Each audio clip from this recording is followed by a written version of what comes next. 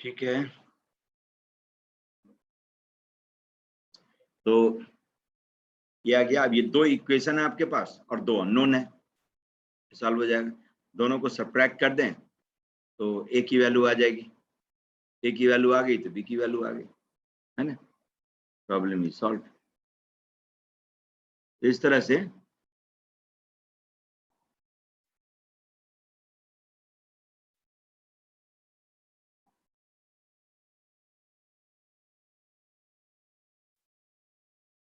अब तो इन दोनों को सॉल्व करके आप आराम से ला सकते हैं।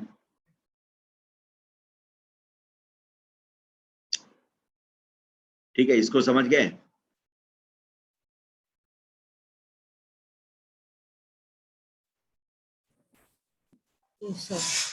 बताइए यस कि नो। समझ गए? ठीक है, तो इन दोनों को सॉल्व करके आप ए और बी की वैल्यू निकाल लेंगे। तो ये हो गया, एक क्वेश्चन ऐसा भी पूछ लिया करता है रिमाइंडर। तो सिर्फ आपको क्या करना है, डिवाइजर को जीरो करके एक्स की वैल्यू निकालनी है, उस एक्स के वैल्यू को ऐसे रिलेशन में डाल देना है, फिर सॉल्व करना।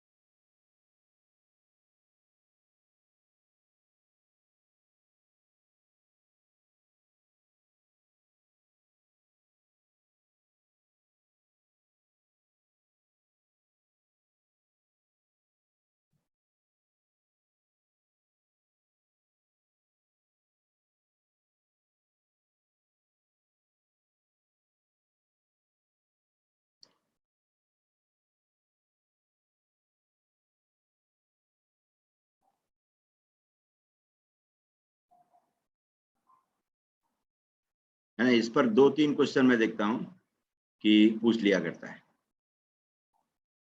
ना। इस पर 2-3 क्वेश्चन पूछ लिया करता है।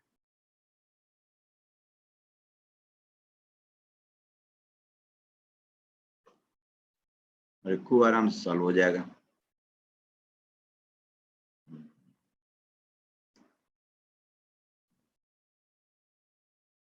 ये भी पहले का।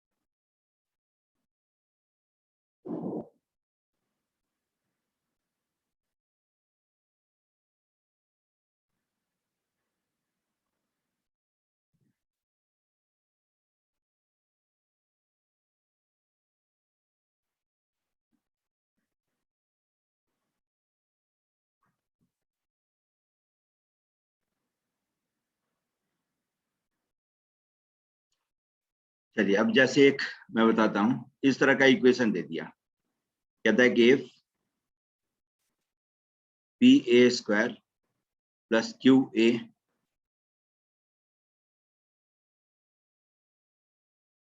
प्लस आर इक्वल टू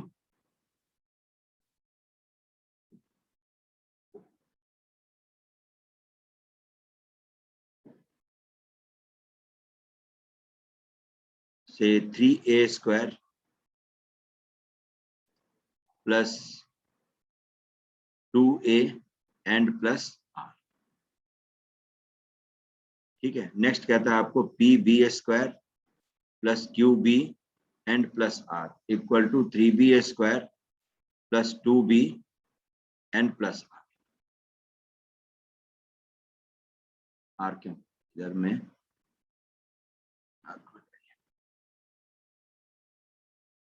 कुछ और नंबर लिख देता हूं, सिर्फ 5। और थर्ड कहता है आपको कि P C A square plus Q C and plus R equal to 3c A square plus 2c and plus 5। तो आपसे कहता है कि then find P Q R की वैल्यू। ठीक है, इस तरह का इक्वेशन दे दिया। तब 3 इक्वेशन है और 3 वेरिएबल है पी क्यू आर। कायदे से जितना अननोन हो उतना ही लीनियर इंडिपेंडेंट इक्वेशन, तो उस सिस्टम ऑफ इक्वेशन का यूनिक सॉल्यूशन होता है। जैसे 2 वेरिएबल है और 2 ही आपको इंडिपेंडेंट लीनियर इक्वेशंस हो, तो उसका आप यूनिक सॉल्यूशन निकाल सकते हैं। लेकिन जब number of equation number of variable से कम हो, ठीक है, तो वैसे केस में उस सिस्टम ऑफ इक्वेशन का इनफाइनाइट सॉल्यूशन होता है। जैसे सीधा आपको कहे कि x + y = 5, इसका कितना सॉल्यूशन होगा? इनफाइनाइट। कोई कंस्ट्रेंट नहीं दे कि इंटीजर होना चाहिए, रैशनल होना चाहिए या इसके अंदर होना चाहिए, वो सब नहीं है, खुली छूट है। तो आप x आप रखेंगे, y ये बोलेगा। x1 आप कहेंगे तो कहेगा y4, x0 कहेंगे तो y5, x कहेंगे -1 तो कहेगा y6, है ना। हर x के करिस्पॉन्डिंग एक y यहाँ से निकल के आता जाएगा। तो ऐसे सिस्टम ऑफ इक्वेशन का इनफाइनाइट सॉल्यूशन होता है। कब? जब number of equations less than number of variables. ठीक है। लेकिन जब number of equations, number of linear equations equal to number of variables, तो वैसे सिस्टम ऑफ इक्वेशन का यूनिक सॉल्यूशन।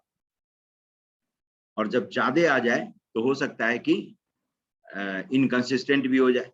इनकंसिस्टेंट भी हो जाए कैसे?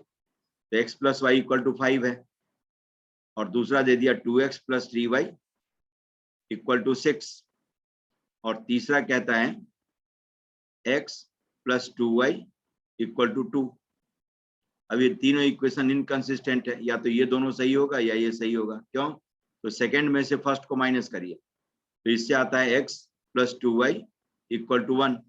लेकिन नीचे वाला क्या कहता है? x + 2y = 2। तो दोनों में से हम किसी एक को ही सेटिस्फाई कर सकते हैं। या तो हमारा x और y फर्स्ट को सेटिस्फाई करता होगा या नहीं तो सेकंड को सेटिस्फाई करेगा, दोनों को कभी नहीं कर सकता। ठीक है। तो ऐसे केस में जब number of equations number of variable से ज्यादा हो जाए तो ऐसा भी हो सकता है, ऐसा ही नहीं। अब यही x + 2y = नीचे में 1 दे दिया रहता है, यूनिक सॉल्यूशन आ जाएगा, है ना। तो जब number of equations number of variable से ज्यादा हो तो अलर्ट रहना है। अब सीधा नहीं कहना है कि यूनिक सॉल्यूशन या दिस दैट। इसमें 2 पॉसिबिलिटी बन सकती है, या तो यूनिक सॉल्यूशन होगा if the equations are independent, है ना, या नो सॉल्यूशन का केस भी आ सकता है। क्यों? तो x और y एक दूसरे पर डिपेंडेंट है, बाकी दोनों इक्वेशन पर डिपेंडेंट है, लेकिन कांस्टेंट का जो रिलेशन निकल के आ रहा है वो उस रिलेशन को नहीं मानता है। जैसे फर्स्ट 2 इक्वेशन से जो x और y का टर्म आ रहा है वही थर्ड इक्वेशन में है, लेकिन जो कांस्टेंट उससे निकल के आ रहा है उसको सपोर्ट थर्ड इक्वेशन नहीं करता है। तो ऐसे केस में नो सॉल्यूशन यूज। अब देखिए, अब ये 3 इक्वेशन है और 3 अननोन है, समझ गए। अब इसमें कुछ कहेगा कि पी क्यू आर की वैल्यू एक जो 325 है जो दिख रहा है, 325 रख दें तो left hand side right hand side के बराबर हो जाएगा। तो उसका भी ख्याल रखता है वो कि 325 is the only solution, 325 is one of the solutions, है ना। The system of equation has infinite solution like this. इस तरह से कई स्टेटमेंट देगा। तो उसका जवाब देने का तरीका क्या है कि देखिए तीनों कंस्ट्रेंट है, तीनों कंस्ट्रेंट है। इसमें आप देखेंगे तो बहुत चीज सेम है और कुछ खासी चीज है जो चेंज हो रहा है। जैसे पहले इक्वेशन में a की जगह पर मैं b रख दूं तो सेकंड इक्वेशन जनरेट हो जाएगी, है ना। a की जगह पर c रख दूं तो आप थर्ड इक्वेशन ले आएंगे। इसका मतलब जिस जगह पर a b c है उस जगह का नंबर वेरिएबल है ना। वेरिएबल और कांस्टेंट का मतलब यही है। तो px² plus Q X plus R equal to 3x square plus 2x plus 5। ये एक इक्वेशन मैंने लिख लिया। कैसे? तो ए बी सी जो वेरी कर रहा था उसको वेरिएबल बना करके हटा दिया। ठीक है। अब देखिए जो रूट्स का आपको कॉन्सेप्ट बताया गया है या मालूम है या होता है, उसका मतलब यही है कि roots are values of variable satisfying the equation. तो आप कह सकते हैं कि A B and C are roots, कहेंगे, क्योंकि जब ये तीन कंडीशन सही है तो ये बात भी सही है कि इस इक्वेशन को ए सेटिस्फाई करता है ना। जब ऊपर वाला तीनों कंडीशन गिवन कंडीशन को सही माने, और मानना ही होगा क्योंकि क्वेश्चन पूछने वाले ने दिया है तो सही है ही। अब उसके बेसिस पर हमें अपना आंसर तैयार करना है। तो इसका मतलब ये बात सही है, फिर भी सच्चाई है कि A B C are roots of the equation. ठीक है। लेकिन अब सोचने वाली बात है, ये इक्वेशन कितने डिग्री का है? 2 डिग्री का। क्वाड्रेटिक क्वाड्रेटिक इक्वेशन होता तो कितना रूट होता है? 2 रूट्स। उससे ज्यादा कभी नहीं हो सकता है। लेकिन जब किसी क्वाड्रेटिक इक्वेशन का ये बता दे, जैसे ये इनडायरेक्टली बता रहा है ना, डायरेक्टली तो नहीं कहा कि आप अपनी समझ से बताओ कि इस क्वाड्रेटिक इक्वेशन का कितना रूट है, तो 3 रूट है, क्योंकि रूट उसे कहते हैं जो इक्वेशन को सेटिस्फाई करता हो। जब ये तीनों रूट है तो इसका मतलब 3 नहीं 3 लाख रूट इसका होगा। क्यों? तो ये अब ऊपर उठ गया। Relation is an identity. तो जब कभी भी किसी पॉलिनोमियल इक्वेशन का उसके डिग्री से ज्यादा रूट दे दे तो इसका मतलब वो इक्वेशन नहीं है, आइडेंटिटी हो। तो दिस इज एन आइडेंटिटी। ठीक है। और आइडेंटिटी के केस में क्या करते हैं, लाइक टर्म का कोफिशिएंट दोनों साइड इक्वेट कर देते हैं। P must be equal to 3 and Q must be equal to 2 and R must be equal to 5। There is no other choice. क्यों ऐसा करते हैं? इसलिए आइडेंटिटी और इक्वेशन में फर्क क्या होता है? Equations are true for particular values of variable, whereas identity is true for any value of variable. Any value, any में रियल नॉन रियल सब आता है ना। नॉन रियल रियल सब कुछ, ये नहीं कि real value of variable. Real आपको जैसे 10 तक में तो रियल ही नंबर इंट्रोड्यूस होता है, नॉन रियल होता नहीं है। By the way non real का भी जिक्र करें तो कहते हैं हाँ एनी का मतलब एनी, जो भी उस में रखने लायक हो।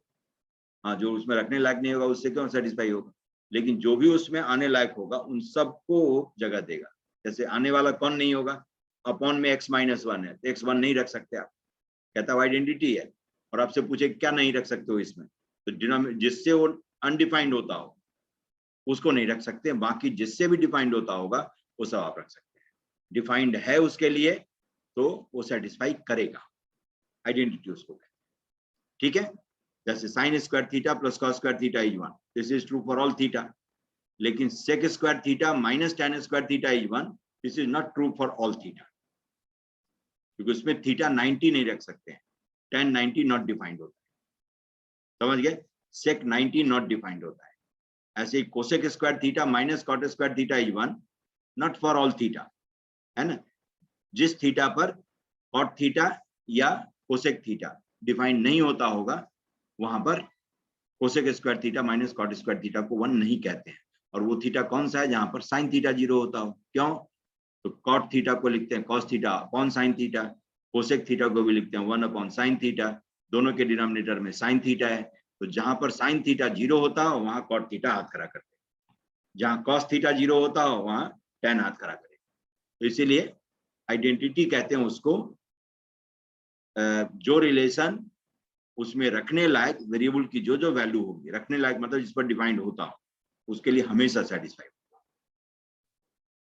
समझ गए? तो P equal to 3, Q equal to 2 and R equal to 5 is the only solution. Reason being कि अब जब P को मैंने 3 बना दिया, Q को 2 कर दिया और R को 5 कर दिया, आप x रखते जाइए जो रखना हो आप। जो लेफ्ट हैंड साइड है एग्जैक्टली वही राइट हैंड साइड है, तो जो लेफ्ट हैंड साइड की वैल्यू होगी किसी भी x के लिए वही राइट हैंड साइड की वैल्यू होगी, बराबर है हमेशा। इसीलिए इक्वेट करते हैं, because identity has to be true for all possible values of variable. ठीक है। तो if on either side of equality sign expression is same exactly, similar भी नहीं, सेम है, तो वेरिएबल के जगह पर कुछ भी रखेंगे तो जो लेफ्ट हैंड साइड की वैल्यू आएगी वही राइट हैंड साइड की वैल्यू आएगी। समझ गए? ये कॉम्पिटिटिव एग्जामिनेशन का इस इंपॉर्टेंट क्वेश्चन होता है, इन सब पर पूछता रहता है बराबर, कब पूछ ले कहां से कोई जरूरी नहीं है। अब आइए, अब आपके फिर सवाल में देख लो एक दो, बाकी क्वेश्चन सब इस तरह का। If the polynomial this is divided by same है ax प्लस बी, वही अल्फा बीटा 24 में, if alpha beta be the zeros of the quadratic polynomial this, और अल्फा माइनस बीटा का होल स्क्वायर इज दिस, तमाशा वही है। Alpha beta gamma are the zeros of the polynomial this such that alpha beta is 12, है ना। Alpha beta, इसको देख लेता हूँ, थोड़ा सा एक्सरसाइज करवाएगा लग रहा है ना। 25, क्वेश्चन नंबर 25 कहता है आपको कि alpha beta gamma are the zeros of the polynomial X cube minus 5x square minus 2x plus 24 equal to 0, इसका रूट है अल्फा बीटा गामा। अब कह रहा है अल्फा बीटा इज 12, ठीक है। तो कह रहा है आपको अल्फा प्लस, अच्छा तो आराम से, हाँ, अल्फा बीटा इज 12। तो अब क्या करेंगे, दूसरा रूट गामा, तीसरा रूट गामा अपने आप आ जाएगा, है ना। Yes sir. Alpha beta gamma is minus 24, है ना। तो 12 गामा इज 24, तो गामा की वैल्यू आ गई -2, समझ गए। तो गामा आ गया आपका -2। अब जरा यहाँ से alpha plus beta plus gamma कितना होगा, 5, सम ऑफ रूट 5। गामा आपके पास में है ही -2, इसका मतलब अल्फा प्लस बीटा कितना आ गया, 7 आ गया। अब अल्फा प्लस बीटा 7 है, ठीक है। गामा -2 था। अब बाकी काम आप कर लीजिए, क्या पूछा है, अल्फा माइनस बीटा का, सर ऑल ऑफ दीज आ जाएगा। हाँ देखिए, अल्फा प्लस बीटा 7। अब अल्फा माइनस बीटा निकालना है तो इसी के दम पर निकाल सकते हैं। अल्फा माइनस बीटा का whole square is alpha plus beta का whole square -4 alpha beta, -4 alpha beta, है ना। ये आ जाएगा यहाँ से। और क्या है, गामा इज -2, तो आ ही गया है, ऑल ऑफ द सब है, ठीक है। तो ऐसे Yes, करके sir. आप काम कर सकते हैं, है ना। हो जाएगा ऐसा। Yes sir. Yes. चलिए, तो पॉलिनोमियल और जीरोज ऑफ पॉलिनोमियल, इसमें तो इतना काम आप कर ही लेंगे, है ना।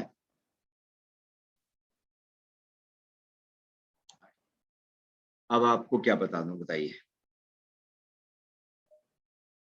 ट्रिगोनोमेट्री के बारे में थोड़ी सी जानकारी मैं देता हूँ। वैसे तो इंजीनियरिंग वालों को पढ़ाया भी था कुछ, और कुछ लोग जो बाद में आए वो नहीं भी देखे होंगे, है ना। लेकिन ये सब जो पूछता है उसके बारे में थोड़ी सी जानकारी देता हूँ, है ना। जैसे ये एक एंट्रेंस का 11th एंट्रेंस का पोटेंट सवाल होता है कि if a sin theta plus b cos theta is c, तो आपसे कहेगा कि then find a sin theta minus of b cos theta, ठीक है। a और b आपको नंबर भी दे सकता है, 3 4 दे देगा, लाइक दिस। तो इसके लिए क्या करना होता है, सीधा स्क्वायर कर दीजिए, a square sine square theta plus b square cos square theta plus 2ab sine theta cos theta equal to c square, है ना। समझ गए। अच्छा, a साइन थीटा मैंने लिख दिया, a कॉस थीटा, ये चेंज हो जाता है, a कॉस थीटा, इस a और b को हटा दिए, इसके साथ b लग जाएगा और इसके साथ a हो गया, b sign theta minus a cos theta, swing कर जाता है। तो अब क्या करना है आपको कि a स्क्वायर के साथ a के साथ कॉस चाहिए, तो साइन को कॉस में चेंज कर दीजिए, 1 minus cos square theta. b के साथ में आपको साइन चाहिए, तो कॉस स्क्वायर थीटा को 1 माइनस साइन स्क्वायर थीटा लिख दीजिए। Plus of 2ab sine theta cos theta equal to c square. अब इसको लिख सकते हैं a square plus b square minus c square equal to a square cos square theta plus b square sine square theta minus of 2ab sine theta cos theta. इसको आप लिख सकते हैं b sine theta minus a cos theta का whole square. आ गया। तो इसका मतलब b cos theta b sine theta minus a cos theta, इसकी वैल्यू कितनी आ गई plus minus root of a square plus b square minus of c square. ठीक है, तो ये एक मतलब प्रोबेबल क्वेश्चंस में आता है। या तो आसान होगा, बहुत ही आसान होगा, नहीं तो ये सब पूछ लेता है जो थोड़े से ट्रिक टेक्निक की जरूरत होती है। ठीक, दूसरा देखिए,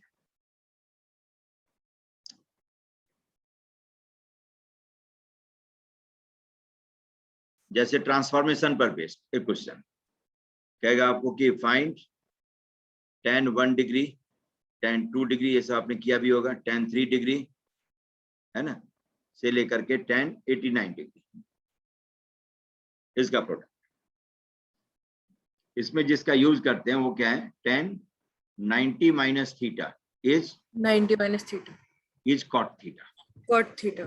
है ना, tan 90 minus theta is cot theta. बस इस फॉर्मूले का बार बार यूज होता है। तो जैसे tan 89 डिग्री को tan 89 डिग्री को आप लिख सकते हैं tan 90 डिग्री माइनस 1 डिग्री, और tan 90 minus 1 degree is cot 1 degree. cot 1 degree को कहेंगे आप 1 अपॉन tan 1 डिग्री। आ गया। तो फर्स्ट और लास्ट ये कैंसिल हो गया। फिर tan 81 88 डिग्री, इसको क्या लिख लेंगे, tan of Cot 2 90 degree. Degree minus 2 degree, मतलब cot 2 degree. cot 2 degree is 1 upon tan 2, cancel हो जाएगा। सेकंड और सेकंड लास्ट ये भी कैंसिल हो गया। इस तरह से सब कैंसिल होते जाएगा। और बीच में बचेगा कौन, मतलब जिस किसी भी 1045. tan 45, और उसके बचने से भी कोई फायदा नहीं है क्योंकि tan 45 1 होता है, नहीं tan 45 Yes. 1 ही होता है। तो इसलिए जब 1 से लेके 89 तक है तो जिस किसी भी दो एंगल का सम 90 है, जिस किसी भी दो एंगल का सम 90 है उसके प्रोडक्ट की वैल्यू 1 हो जाएगी। ठीक है, जिस किसी भी दो tan के एंगल का सम 90 है उन दोनों tan का प्रोडक्ट 1 हो जाएगा, क्योंकि एक cot ऑफ सेम एंगल में चेंज हो जाएगा, है ना, दूसरे का जो एंगल है उसके cot के टर्म में चेंज हो जाएगा, तो कैंसिल हो जाएगा आपस में। और बीच में tan 45 था, ये 1 हो गया। ऐसे ही cos की सीरीज देता है, बीच में आपको cos 90 बता देगा। समझ गए? ये कहेगा आपको कि find cos 5 degree, cos 10 degree, cos 15 degree like this, और cos ऑफ से 180 डिग्री। ये 5 का मल्टीपल है ही, इसकी वैल्यू कितनी हो जाएगी, 0। क्यों, तो इसके बीच में कहीं ना कहीं 90 आ गया, देख लेना है, मतलब अब 90 0 हो जाए. है ना। तो यूजुअली दिया होता है cos 1 cos 2 cos 3, तो उसमें तो पकड़ में भी आ जाता है कि बीच में 90 होगा। आपको क्या करेगा, ऐसा एपी दे देगा जिसका कोई ना कोई टर्म 90 डिग्री आता होगा। समझ गए, चालाकी थोड़ा करेगा तो ये दे सकता है। जैसे 5 10 15 में 5 का मल्टीपल 90 है, तो उसमें कहीं ना कहीं cos 90 तो आना ही आना है ना। समझ गए, 6 डिग्री 12 डिग्री 18 डिग्री ऐसे करके दे देगा टिल 6 180 डिग्री, या इसमें से भी 6 माइनस करके 174 डिग्री तक दे देगा, तब भी 6 के मल्टीपल में भी 90 डिग्री आता है। तो 90 डिग्री जिस किसी भी सीरीज में आता हो और सब कोसाइन का टर्म, तो 0 खत्म। ये सब आपके लेवल का चीज है, ये सब पूछ सकता है। दूसरा देखिए, जैसे आपको दे दिया कि इफ sin 4 थीटा और अपॉन 3 प्लस cos 4 थीटा और अपॉन से 5 इक्वल टू 1 अपॉन 8, तो कहेगा कि देन फाइंड sin से 8 थीटा और upon 3 cube plus cos 8 theta और अपॉन 5 क्यूब। इसकी वैल्यू क्या था बताओ। तो देख के तो भड़कीला लगता है, नहीं? और सोच समझ करके हाथ लगाने का मन करेगा, जबकि ये सब क्वेश्चन आपके लिए ही होता है कि 5 sin 4 theta plus 3 cos 4 theta और अपॉन 3 इंटू 5 इक्वल टू 1/8 लिख सकते हैं इसको। एलसीएम ले लिया। अब Yes, क्या sir. करेंगे, किसी एक को दूसरे के टर्म में चेंज कर देंगे, क्योंकि दोनों साइन का इवन, साइन और कॉस दोनों का इवन पावर है। तो बाय द वे मान ली दोनों का है तो किसी एक को चेंज, किसी को भी चेंज कर सकते हैं दूसरे के टर्म में। वरना ऐसा इक्वेशन हो कुछ नहीं समझ में आता हो तो रुकना नहीं है। ट्रिग्नोमेट्री में रुकने का मतलब आप गए, है ना? उसमें जो आपके दिमाग में आता है वो करके एक बार देखिए, मतलब देख के नहीं सॉल्यूशन आ जाए तब करने की कोशिश करते हैं। आप करके देखिए, लगा दीजिए, अपने आप सॉल्व होगा। तो जिस किसी का भी इवन पावर हो आप उसको दूसरे के टर्म में चेंज कर दीजिए, क्योंकि ऑड पावर होगा तब तो रूट रूट लिखना होगा। जब साइन थीटा होता तब root 1 minus cos square theta लिखते, है ना? या कॉस थीटा सिर्फ होता तो root 1 minus sine square theta, like this. तो जिस किसी का भी इवन पावर हो उसको दूसरे के टर्म में लिख दीजिए।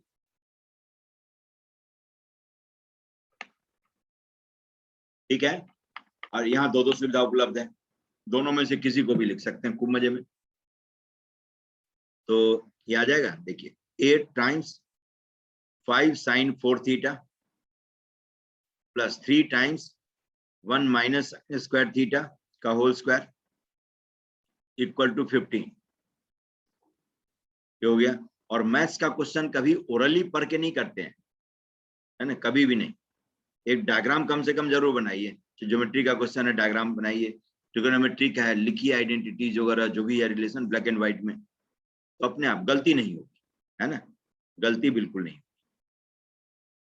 2 sin square theta plus sin 4 theta equal to 15। अब देखिए, अब सारे साइन कॉस को कलेक्ट करिए, साइन को कलेक्ट करिए, लाइक टर्म को कलेक्ट करिए। तो ये आ गया 8 टाइम्स, ये आपका आ गया 5 sin 4 थीटा और plus 3 sin 4 theta, 8 sin 4 theta आ गया अंदर में भी, minus of 3 into 2 6 sin square theta and plus 8 into 3 20, sorry 3 सीधा है अभी, माइनस 15 इक्वल टू 0। अब जरा देखिए क्या आ गया, 8 square sin 4 theta minus 2 into 3 और इंटू 8 sin स्क्वायर थीटा। 6 को मैंने 2 इंटू 3 लिख दिया। अब ये 8 इंटू 3 24, 24 माइनस 15 9 आ गया। ऐसा ही आएगा ये, चाहे नंबर कैसा भी हो, 3 5 हो और 8 हो। मतलब sin 4 थीटा के नीचे में जो नंबर है और cos 4 थीटा के नीचे में जो नंबर है, उन दोनों का सम राइट साइड में डिनोमिनेटर में दिखे। ये इसकी पहचान है। जैसे 2 5 में देता तो यहाँ 7 दे देता, 7 5 देता तो 12 दे देता है। ठीक है? a और b है तो a प्लस b हो जाता। तो ऐसा ही आएगा, यही आएगा 8 sin थीटा sin square theta minus of 3 -3 whole square. Equal to 0। इसका मतलब 8 sin square theta minus of 3 is 0। इसका मतलब sin स्क्वायर थीटा की वैल्यू कितनी आ गई, 3/8। नहीं तो cos स्क्वायर थीटा की वैल्यू Yes, क्या आ sir. जाएगी, 1 माइनस sin स्क्वायर थीटा, मतलब 1 माइनस 8 3/8, 1 माइनस ऑफ 3/8, तो कितना आ गया 5/8। अब काम खत्म हो गया। 5/8. इसको आप लिख सकते हैं 1/3 क्यूब और इंटू साइन स्क्वायर थीटा का पावर 4 करेंगे तो ये आ जाएगा 3 रेज पावर 4 और 8 रेज पावर 4। ठीक है? फिर प्लस 1/5 क्यूब और into cos square theta raise power 4, तो 5 रेज टू द पावर 4 और अपॉन 8 रेज पावर 4। देखिए 3 क्यूब से पावर 4 गया, 5 क्यूब से पावर 4 गया, तो रह क्या गया 3 + 5 और upon common denominator 8 raise power 5, तो 1/8 क्यूब। आंसर होगा आपका 1/8, 1/8 स्क्वायर, 1/8 क्यूब, 1/8 4, है ना? अब इन चारों में से हाथ डालना है। तो 1/8⁵ ठीक है। तो ये एक मतलब पोटेंट क्वेश्चन सब है कॉम्पिटिटिव एग्जामिनेशन के लिए, जिसको कि आप यूज करके वहां तक पहुंच सकते हैं। हो जाएगा।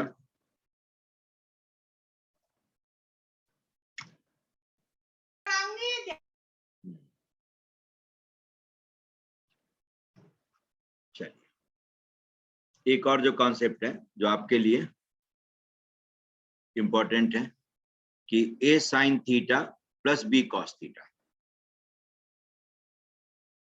ठीक है। इसकी वैल्यू हमेशा कहां से कहां तक होती है? -√a² + b², A square plus B square to root A square plus B square. ये a and b are independent of theta. a और b में थीटा नहीं होनी चाहिए, है ना। a and b are independent of theta. तब ये नहीं कि sin स्क्वायर थीटा लिखा हुआ था तो एक sin थीटा रहने दिए और दूसरे sin थीटा को a मान लिया, वो नहीं करना है। इंडिपेंडेंट ऑफ थीटा, ठीक है, समझ गए। जैसे हो सकता है यही रिलेशन पूछ ले कि इसमें से कौन सा सही है कौन सा गलत है बताओ, उसमें कर सकता है कि sin square theta plus 3 cos theta की वैल्यू यहां से यहां तक होगी, और उसमें sin स्क्वायर थीटा जो था उसमें एक sin थीटा ले लिया। दूसरा कहेगा sin theta 3 sin theta plus cos square theta में b के जगह पर एक cos थीटा डाल के दे दिया। यहीं पर चेक कर लेगा, कॉम्पिटिटिव है, कहाँ ब्रेन जाता है उसका वो कोई नहीं जानता है। तो इसमें माइंडेड कि a and b are independent of theta, उसको थीटा से कोई वास्ता नहीं, तब जाकर के a sin theta plus b cos theta की वैल्यू यहां से यहां तक। तो देखिए जैसे कहता है आपको कि find range of values of से 3 sin theta plus 4 cos theta and plus 7।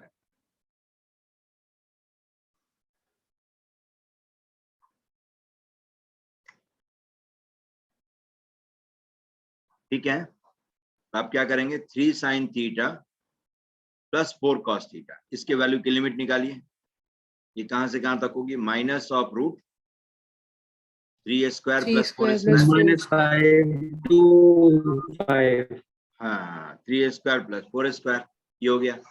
अब क्या करना है? -√5 to -5 to 5. हाँ, अब क्या करेंगे? तीनों में 7 ऐड करेंगे, तो एडिशन या सब्ट्रैक्शन से इनइक्वालिटी पर कोई असर नहीं होता है। तो -5 Yes. + 7 इज लेस देन और equal to 3 sin theta plus 4 cos theta and plus 7, and this is less than or equal to 5 and plus 7.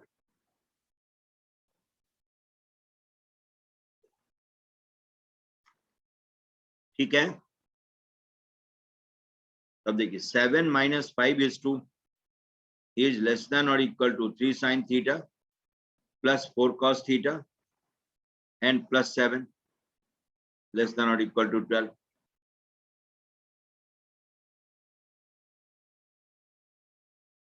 हो गया। तो 3 sin theta plus 4 cos theta plus 7 की वैल्यू 2 से लेकर के 12 तक आ गई। इसी को रेंज, ये 2 is minimum value, 2 is minimum value of expression and 12 is maximum.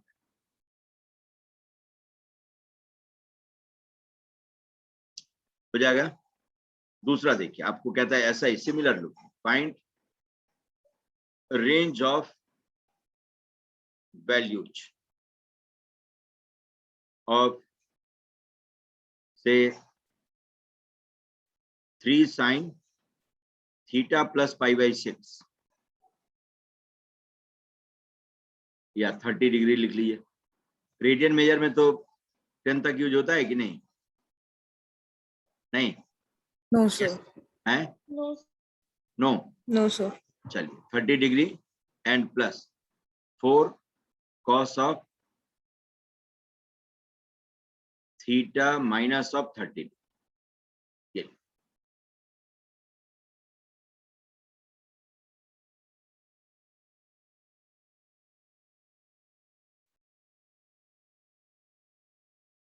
ठीक है, वैसे डिग्री और रेडियन मेजर में रिलेशन जानना चाहिए कि pi is equivalent to 180 degree. Pi radian measure में जिस एंगल को बताता है वही 180 डिग्री है डिग्री मेजर। ठीक है, तो अब इसमें गलती से -5 to 5 नहीं कहना है। क्यों? तो साइन और कॉस दोनों का एंगल सेम हो तभी ऐसा काम करते हैं। देख रहे हैं कॉन्सेप्ट ये है, a sine theta plus b cos theta ही है, तभी एंगल चेंज हो तो गलती से नहीं करते, थोड़ा इंतजार करते हैं। अब आप क्या करेंगे, साइन ए प्लस बी का फॉर्मूला यूज करेंगे। तो इसको Yes, लिख sir. लेते हैं, sine A cos B Plus cos A sin B. Plus cos A sine B. और कॉस का फॉर्मूला, यहाँ साइन ए माइनस बी होता तो सिर्फ बीच में माइनस करते, जहां प्लस हमने लिखा वहां पर माइनस, और कोई फिर बदल नहीं। ऐसे ही 4 times cos A minus B है, इसको लिख लेंगे कॉस ए कॉस बी और Plus sin A sin B. हाँ प्लस साइन ए साइन। ठीक है, और कॉस ए प्लस बी होता तो कुछ नहीं करते, बीच में जहां प्लस हमने लिखा वहां माइनस करते। बस इतनी फेरबदल करनी है, प्लस माइनस के आर पार जो एक्सप्रेशन है एग्जैक्टली सेम। तो देखिए 3 टाइम्स cos 30 हो गया √3/2 साइन थीटा, साइन 30 हाफ, यहां से देखिए 4 cos 30 √3/2 और साइन 30 हाफ हो गया। अब सबको कलेक्ट कर लीजिए, लाइक टर्म को, साइन साइन को पहले कलेक्ट करिए, तो 3√3 and +1 plus 4/2, 3√3 plus 4/2 sine theta, और कॉस थीटा को देखिए, तो कॉस थीटा में आ गया आपका 3/2 और 4√3, 3 प्लस 4√3/2 कॉस थीटा। अब ये ए और बी की तरह है, समझ गए कि this one is A and this one is B. अब इसकी वैल्यू आप लिख देंगे -√a²